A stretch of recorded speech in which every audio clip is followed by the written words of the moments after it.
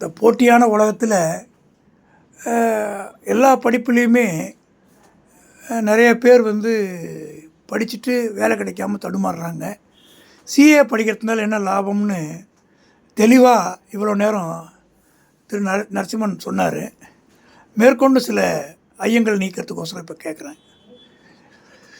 இப்போ சில பேர் +2 வந்து சயின்ஸ் குரூப்பு படிச்சுட்டு நம்ம தவறாக இந்த குரூப் எடுத்துட்டோம், நம்ம சிஏ படிக்கணும்னு நினச்சா மாற முடியுமா? பண்ண முடியும், டெஃபினட்டாக பண்ண முடியும். அது வந்து 11th and 12th ஸ்டாண்டர்டில் உங்களுக்கு பேசிக்ஸ் ஆஃப் அக்கௌண்டிங் சொல்லி தருவாங்க. பேசிக்லி அக்கௌண்ட்ஸு, காமர்ஸில் உங்களுக்கு பேசிக்ஸ் வரும். உங்களுக்கு கோல்டன் ரூல்ஸ் ஆஃப் அக்கௌண்டிங்னா என்ன, உங்களோட டே டு டே ஆக்டிவிட்டீஸில் எப்படி அக்கௌண்ட்ஸ் உங்கள் புக்ஸில் வருது, காமர்ஷியல் ஆக்டிவிட்டீஸ் எப்படி உங்களுக்கு வருதுன்னு சொல்லி தருவாங்க. அது உங்களுக்கு மிஸ் ஆகிருக்கும் 11th and 12th நீங்கள் சயின்ஸ் குரூப் எடுத்து படிச்சிருந்தீங்கன்னா. நீங்கள் சிஏ ஃபவுண்டேஷனில் படிக்கும்போது திருப்பி அதே தான் படிப்பீங்க. ஃபவுண்டேஷனில் இன்னும் டீட்டெயிலாக படிப்பீங்க. அந்த நாலேஜ் இருந்ததுன்னா உங்களுக்கு ஃபவுண்டேஷன் கொஞ்சம் ஈஸியாக நீங்கள் பிக்கப் பண்ணிட்டு போயிடுவீங்க. அவ்வளோதான் டிஃப்ரென்ஸ். இப்போ அந்த நாலேஜ் இல்லைன்னா நீங்கள் ஃபவுண்டேஷனில் கொஞ்சம் கஷ்டப்படுவீங்க. ஆனால் அந்த பேசிக் இருந்தால் தான் ஃபவுண்டேஷன் கிளியர் பண்ண முடியும். கிளியர் பண்ணிட்டா தான் அடுத்து இன்டர் போக முடியும். தப்பி தவறி அந்த ஃபவுண்டேஷன் ப்ராப்பராக இல்லாமல் ஏதோ எதிர்ச்சியாக நீங்கள் கிளியர் பண்ணிட்டீங்க அப்படின்னு நினச்சிங்கன்னா அந்த லக்கை வச்சுட்டு இன்டரில் கிளியரே பண்ண முடியாது. இன்டர் இன்னும் பயங்கர இன்டீட்டெயில் டெப்த்தாக இருக்கும். ஸோ அதனால் சிஏன்ற கோர்ஸ் வந்து லக்கே கிடையாது என்னை பொறுத்த வரைக்கும். படித்து ஃபஸ்ட் டைமில் பாஸ் பண்ணாலும் சந்தோஷம், ஆனால் அது லக்கில் நடக்கவே நடக்காது. எதுவாக இருந்தாலும் படிக்கணும், ஹார்ட் ஒர்க் பண்ணால் மட்டும்தான் அது பண்ண முடியும். எவ்வளோ நேரம் படிக்கணும் ஒரு நாளைக்கு? ஸோ நான் என்னோடய கதையை சொல்கிறேன். ஸோ நான் வந்து நான் இன்டர்லேயும் 5 அட்டெம்ப்ட் எடுத்து பாஸ் பண்ணேன், ஃபைனலி 5 அட்டெம்ப்ட் எடுத்து பாஸ் பண்ணேன். ஸோ ஸ்டார்டிங்கில் நானும் ரொம்ப கேர்லெஸ்ஸாக தான் இருந்தேன். லைக் ஸ்கூல் படிக்கும்போது படித்து பாஸ் பண்ணிடலான்ற மாதிரி தான் படித்து பாஸ் பண்ணேன். ஆனால் நடக்கலை. அதுக்கப்புறம் டவுன் லைன் எனக்கு நல்லா ஞாபகம் இருக்குது. நான் அண்ணா சென்டரி லைப்ரரியில் போய் உட்காந்து காலங்காலத்தில் 4 மணிக்கு போயிடுவேன். லைப்ரரிக்கு போய்ட்டு நைட்டு 10 மணி வரைக்கும் அங்கே உட்காந்து படிச்சுட்ருப்பேன்.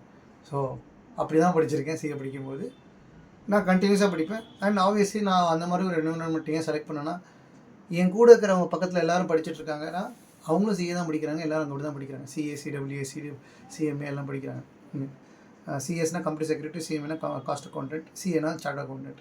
ஸோ எல்லோரும் அதே ப்ரொஃபஷன், ஆனால் டிஃப்ரெண்ட் வெர்டிகல்ஸ் அப்படி தான்.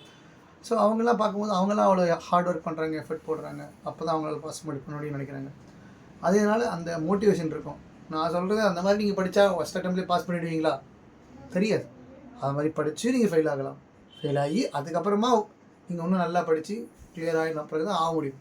ஸோ அதனால் அது நம்ம கையில் ஆன்சர் இல்லை. ஆக்சுவலாக ஃபஸ்ட் அட்டெம்ப்ட்டில் பாஸ் பண்ணணுமா, செகண்ட் அட்டெம்ப்ட் நீங்கள் கரெக்டான எஃபர்ட் போடுத்து படிக்கிறது ஒரு விஷயம், எழுதுறது ஒரு விஷயம். உங்களுக்கு எக்ஸாமில் 3 மணி நேரம் இருக்கும், ஒரு பேப்பர் இருக்கும். அந்த 3 மணி நேரத்தில் நீங்கள் எவ்வளோ பதிக்கிறீங்க உங்களோட எக்ஸாமில், நீங்கள் அவன் கேட்குற கேள்விக்கு நீங்கள் எவ்வளோ 100% அக்யூரேட்டாக ஆன்சர் சொல்கிறீங்க, சொல்யூஷன் எப்படி சால்வ் பண்ணுறீங்க, அதெல்லாம் தான் ஒர்க் அவுட் பண்ணணும். படிச்சிடலாம், தியரிட்டிக்கல் நாலேஜ் இருக்கும். அது ப்ராக்டிக்கலாக எக்ஸாமில் எழுதுகிற போது உங்களுக்கு எழுதுகிற ஸ்பீடு இருக்கணும், எல்லாம் இருக்கணும். அதெல்லாம் இருந்தால் தான் உங்களால் எக்ஸாமில் அந்த பசில் சால்வ் பண்ண முடியும். சால்வ் பண்ணால் தான் ப்ராப்ளம் சால்வ் பண்ணால் தான் உங்களுக்கு மார்க் வரும். ஸோ அதனால் படிக்கிறது மட்டும் வேலை இல்லை, எழுதணும், எல்லாம் பண்ணணும். அதனால் பாயிண்ட் வந்து இப்போ நம்ம ஸ்கூல் படிக்கும்போது புக்கில் ஒரு கொஷின் இருக்கும், அந்த புக்கோட கொஷின் அதை படிச்சிட்டிங்கன்னா இதான் ஆன்சர் அப்படி மக் அடிச்சுட்டு போய் எழுத முடியும். சிஎல் அப்படி கிடையாது. கொஷின் எல்லாமே ஆட்டோமேட்டிக்காக இருக்கும், புது கொஷினாக இருக்கும். ஸோ சிஎல் இன்ஃபேக்ட் அவங்க நான் படிக்கும்போது இன்ட்ரடியூஸ் பண்ணாங்க. ஜென்ரலாக 3 hours கொஷின், 3 hours எக்ஸாம் இருக்கும். நான் படிக்கும்போது எப்படி ஆரம்பித்தாங்கன்னா 2 o'clock எக்ஸாம்னா 1:45க்கு கொஷின் பேப்பர் கொடுத்துருவாங்க. 15 நிமிஷம் எக்ஸ்ட்ரா கொஷின் பேப்பர் படிக்கிறதுக்கு மட்டும். அப்புறம் 3 மணி நேரம் நீ சால்வ் பண்ணுறதுக்கு. ஏன்னா அவ்வளோ இன்டீட்டெயில்டு கொஷின்ஸாக இருக்கும். டெப்த்து, பயங்கரமான நாலேஜ் எதிர்பார்ப்பாங்க.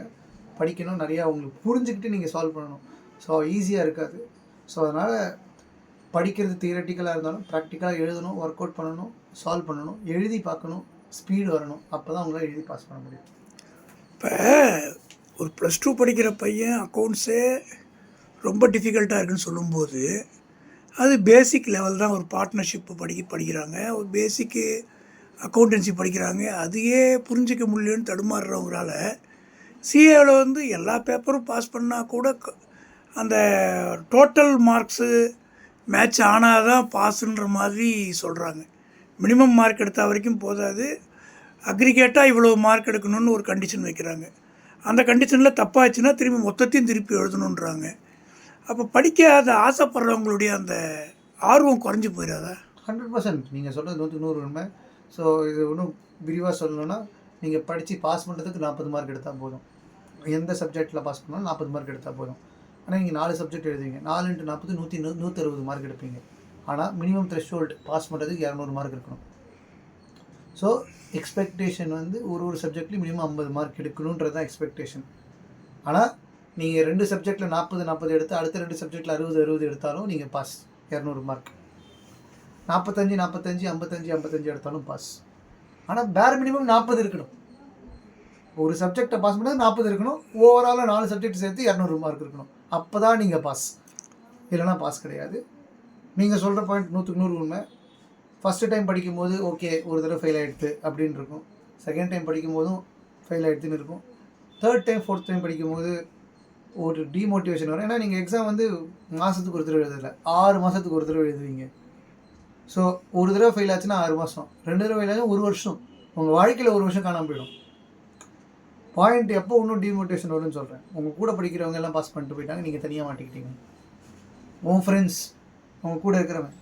எனக்கு ஒரு ஸ்டாண்டர்ட் எக்ஸாம்பிள், என் வீட்டில் என் சொந்த பிரதர் எனக்கு முன்னாடி பாஸ் பண்ணிட்டு போனால் நான் பின்னாடி தான் வந்தேன். ஸோ அப்போ வந்து ஒரு டிமோட்டிவேஷன் லெவல் வந்து ரொம்ப ஜாஸ்தியாக இருக்கும். ஆனால் நான் சொல்கிறேன் அதுதான் உங்களோட மோட்டிவேஷன் லெவலாகவும் இருக்கணும். எப்படி அவனால் பாஸ் பண்ண முடியுமோ என்னாலையும் பாஸ் பண்ண முடியும். ஸோ இதுக்கு எக்ஸாம்பிள் வந்து உன்ன மாதிரி தான் அவங்க ஃப்ரெண்ட்ஸும் இருந்தாங்க. அவங்களும் அதே கஷ்டத்தில் தான் இருந்தாங்க, அவங்களும் அதே மாதிரி தான் படிச்சுட்டு வந்தாங்க. ஆனால் அவங்களால பண்ண முடியுதுன்னா உன்னால் ஏன் பண்ண முடியாது? அந்த கேள்வி தான் நீங்கள் உங்களை கேட்கணுமே தவிர நான் பண்ணலையே அப்படின்னு நினச்சிட்டு உட்காரக்கூடாது. அவனால் பண்ண முடியும்னா என்னாலையும் பண்ண முடியும் அப்படின்னு நீங்கள் மோட்டிவேஷன் எடுத்துகிட்டு தான் நீங்கள் பண்ணணும். அந்த மோட்டிவேஷன் 100க்கு 100 தேவை. இன்னொருத்தவ சொல்கிறாங்க அதனால் நான் சிஏ படிக்கிறேன் அப்படின்னு சொல்லிட்டு வந்தீங்கன்னா நீங்கள் சிஏல சர்வேவே பண்ண முடியாது. அப்படியே தப்பி தவறி இன்டர் வரைக்கும் சர்வே பண்ணிட்டீங்கன்னா ஃபைனல் சர்வே பண்ண முடியாது கன்ஃபார்மாக. உங்களுக்குன்னு அந்த இன்ட்ரெஸ்ட் இருந்து உங்களுக்கு அந்த ட்ரைவ் இருந்தால் மட்டும்தான் சிஏ படித்து பாஸ் பண்ண முடியும். அந்த ட்ரைவ் வரணும். அந்த ட்ரைவ் வந்தால் தான் உங்களால் பண்ண முடியும், இல்லைனா ரொம்ப கஷ்டம். இப்போ சிஏ இன்டர் வரைக்கும் பாஸ் பண்ணிவிட்டு அதுக்கு மேலே படிக்காட்டி வேலை கிடைக்கும், நல்ல வேலை கிடைக்க வாய்ப்பு இருக்கா? கிடைக்கும், நல்ல வேலை கிடைக்கும், டெஃபினட்டாக கிடைக்கும். உங்களுக்கு சீனியர் மேனேஜர் வரைக்கும் போக முடியும் உங்களால். நீங்கள் வந்து லைக் பேசிக் அக்கௌண்டண்ட்டாக ஜாயின் பண்ணி accountant, senior accountant, finance manager, senior finance manager வரைக்கும் போக முடியும். அதுக்கு மேலே போகணும் அப்படின்னு நீங்கள் எதிர்பார்த்தீங்கன்னா அவங்களே எதிர்பார்ப்பாங்க சிஏ படித்து முடிங்க அப்படின்னு. அண்ட் ஒரு எக்ஸாம்பிளுக்கு சொல்கிறேன், ஒரு கெரியர் ட்ரஜெக்டரி க்ரோத் அப்படின்னு நான் சொல்கிறேன். ஸோ வந்து நீங்கள் வந்து சிஏ படிக்கலை, இன்டர் படித்து முடிச்சிருக்கீங்க அப்படின்னா சரி, நீங்கள் இன்டர் முடித்த உடனே வேலைக்கு தேடுறீங்க அப்படின்னா நான் ஒரு ஹையர் ஸ்கேலுக்கே சொல்கிறேன். ஸோ தட் கொஞ்சம் ரியலிஸ்டிக்காகவும் இருக்கும். 4.5 லட்சம் 5 லட்சம் சம்பளம் கிடைக்கும். நீங்கள் அந்த சம்பளத்துலேருந்து ஒரு 5 வருஷம் ஒர்க் பண்ணிங்கன்னா அது 5 லட்சத்துலேருந்து 8 லட்சம் 10 லட்சம் 15 லட்சம் 15 12 லட்சம் வரைக்கும் போகும். இது வந்து சிஏ இன்டர். அதே நீங்கள் சிஏ ஃபைனல் முடிச்சிட்டிங்க அப்படின்னா ஃபஸ்ட் இயர் சம்பளமே உங்களுக்கு 6 லட்சம் 7 லட்சம் வரும். செகண்ட் இயர் தேர்ட் இயரில் 8 9 10 12 அப்படின்னு செகண்ட் தேர்ட் இயர்லேயே நான் சொல்கிறேன், 5 வருஷம் நான் சொல்லலை. அதுதான் ப்ரொஃபஷனல் குவாலிஃபிகேஷன் கம்ப்ளீட் பண்ணதோட அட்வான்டேஜ். பண்ணாமல் இருக்கிறதோட அட்வான்டேஜ் இருக்குது, உங்களுக்கு வேலைலாம் கிடச்சிரும். ஆனால் ஒரு சம் பாயிண்ட் இன் டைமுக்கு அப்புறம் நீங்கள் அதையே நம்பிட்டு உட்கார முடியாது. ஏன்னா இன்ஃப்ளேஷன் இருக்குது, காஸ்ட் ஆஃப் லிவிங் மாறும், உங்களோட எக்ஸ்பெக்டேஷன் மாறும், உங்களோட ஃபேமிலி சைக்கிள் மாறும். ஃபேமிலி சைக்கிள்னால் இப்போ முதல்ல நீங்கள் பேச்சுலராக இருப்பீங்க, அப்புறம் கல்யாணம் ஆகும், உங்களுக்கு கமிட்மெண்ட்ஸ் வரும். அப்போ உங்களோட இன்க்ரிமெண்டல் கமிட்மெண்ட்ஸை மீட் பண்ணுற மாதிரி உங்களுக்கு ரெக்குயர்மெண்ட் வரணும்னா படித்து முடித்தா தான் உங்களுக்கு அந்த ரெக்குயர்மெண்ட் மீட் பண்ண முடியுங்களா? ரொம்ப கஷ்டம். இதை தவிர ஓவர் அண்ட் அபவ் உங்களுக்கு டேக்ஸ் வரும். நீங்கள் ஸ்டார்டிங்கில் லோயர் சேலரியில் இருக்கும்போது டேக்ஸ் கிடையாது, பேசிக் இன்சூரன்ஸ் எல்லாம் இருக்கும், டேக்ஸ் வராது. மேலே போக உங்களுக்கு 20% 30% டேக்ஸில் வரும்போது கவர்மெண்ட்டே எடுத்துட்டுருவோம் பாதி பைசாவை. அதுக்கப்புறம் பாக்கி வரதை வச்சு நீங்கள் இதை பண்ணணும். அப்போ வந்து வேலையும் நிறையா பண்ணுவீங்க, கம்மியாக சால்மலும் வரும், ஃப்ரஸ்ட்ரேஷன் ஜாஸ்தியாகிடும். ஸோ அதனால் சொல்கிறது படித்து முடிச்சிருங்க, ப்ரொஃபஷனல் கோர்ஸ் படித்து முடிச்சிருங்க, அதுதான் இம்பார்ட்டன்ட். இப்போ ப்ளஸ் டூவில் சின்ன புக்காக இருக்குது அக்கௌண்ட்ஸ் புக்கு, அதையே ஃபுல்லாக படிக்க முடியாமல் மாணவர்கள் வந்து திணறாங்க. அதாவது அதுலேயும் ஷேர் பற்றி பாடம் வருது, ஃபினான்ஷியல் ரேஷியோஸ் வருது, partnership, admission of partner, death பார்ட்னர்லாம் வருது. டோட்டல் புக்கையுமே முடிக்க முடியாமல் அங்கேயும் இங்கேயும் எப்படியோ படித்து பாஸ் பண்ணால் போதும்னு நினைக்கக்கூடிய அந்த மாணவர்களால் சிஏ பொறுத்த வரைக்கும் எல்லாமே பெரிய பெரிய புக்காக இருக்குது. இங்கே வந்து ஏதோ ஓரளவுக்கு மேக்கப் பண்ணி பரீட்சை எழுதக்கூடிய மாணவர்களால் அவ்வளோ பெரிய புக்கை படித்து மேலே வர்றதுக்கு வாய்ப்புகள் ஏதாவது இருக்கா? நீங்கள் கேட்ட கேள்வியிலேயே அது உங்களுக்கு ஆன்சர் இருக்குது. மக்கப் பண்ணிட்டு வர்றது சான்ஸே கிடையாது. ஓப்பனாகவே சொல்லிடுறேன், மக்கப் பண்ணிட்டு சர்வே பண்ண முடியாது. பாஸ் பண்ணிடலாம், நான் சொல்கிறது புரிஞ்சுக்கோங்க. பாஸ் பண்ணுறது வந்து மக்கப் பண்ணால் தியரி நாலேஜ் வந்துடும். இப்போ நாளைக்கு நான் வந்து ஒரு எக்ஸாம்பிளுக்கு ஒரு பேங்க் கன்ஃபர்மேஷன் எக்ஸாம்பிளுக்கு சொல்கிறேன். பேங்க்கில் உங்களோட பேலன்ஸ் எவ்வளோ இருக்குது அப்படின்றது பேங்க் வந்து உங்களுக்கு ஒரு பேலன்ஸ் கொடுக்கும். மாதம் முடிஞ்சால் சரி 31ஆம் மார்ச் உங்களுக்கு வருஷம் க்ளோசிங்கில் உங்களுக்கு இவ்வளோ பைசா நீங்கள் இருக்குன்னு நினச்சிட்டு இருக்கீங்க பேங்க்கில்.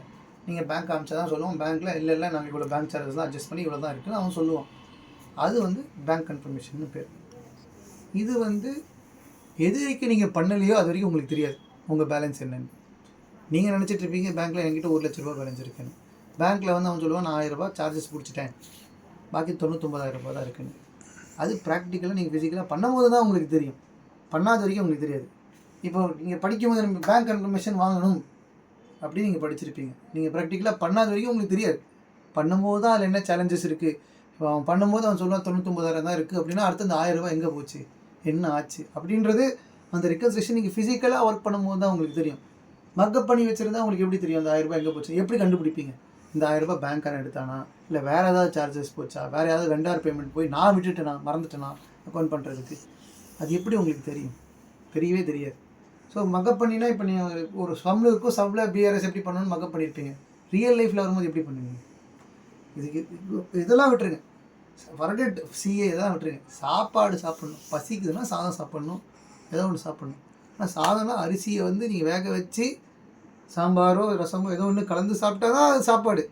நான் அரிசி கொடுத்துட்டேன், அரிசி வேக வைக்கணும் அப்படின்னு எனக்கு தெரியும். வெந்துருமா சாதம், அரிசி தண்ணி வெந்துருமா?